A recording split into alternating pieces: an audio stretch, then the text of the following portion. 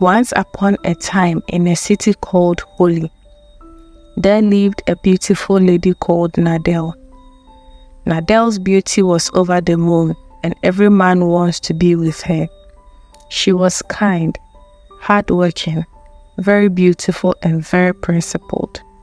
Men do the unthinkable and sometimes the unacceptable just to be with her. She became uncomfortable with the situation in Holy City and relocated to a different city. When she touched down, she decided to look for a job in order to live comfortably. After a few searches, she landed a job in Campbell Group of Companies. Campbell Group of Companies is a company owned by one of the richest men in the city called Mr. Forsen. He was a very rich man. He has one illegitimate child called Daniel. Daniel's mother was his first love, who he lost years back. But later he had 2 other sons with his current wife, Michael and Kelvin. The first day Nadel got to the office, all 3 men crashed on Nadel and they couldn't stop thinking about her. Nadel kept receiving preferential treatment from all 3 men. However, for the first time, Nadel felt something she hadn't felt before. She felt something for Daniel, the illegitimate son.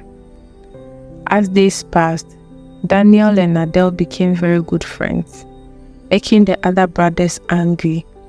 They could go on dates and spend time together.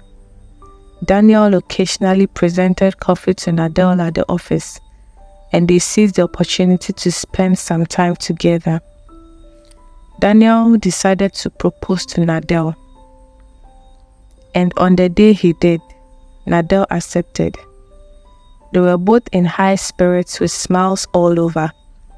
That night, they ended up in each other's bed, spending quality and romantic time together.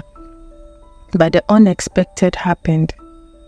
2 months after warming each other's bed, Nadel realized she was pregnant, so she called Daniel to let him know. While Daniel spoke to Nadel on the phone, Kelvin overheard him, and so was he enraged because he felt his brother slept with the woman he wanted. For a moment, he thought of ending his brother's life. While Daniel went out to meet Nadel, he sent goons to beat him up. Nadel, on the other hand, waited and waited, but Daniel never showed up. She was so worried and sad. The following day, she decided to talk to his brothers to find out about his whereabouts, but they made him believe he traveled. She was heartbroken and hurt. She decided to take care of her child on her own without anyone's help. Kelvin decided to be there for her, brainwashing Nadel to believe Daniel never cared for her. Unknown to Nadel, that a good Samaritan had taken Daniel to the hospital after Kelvin bribed men to beat his boyfriend up.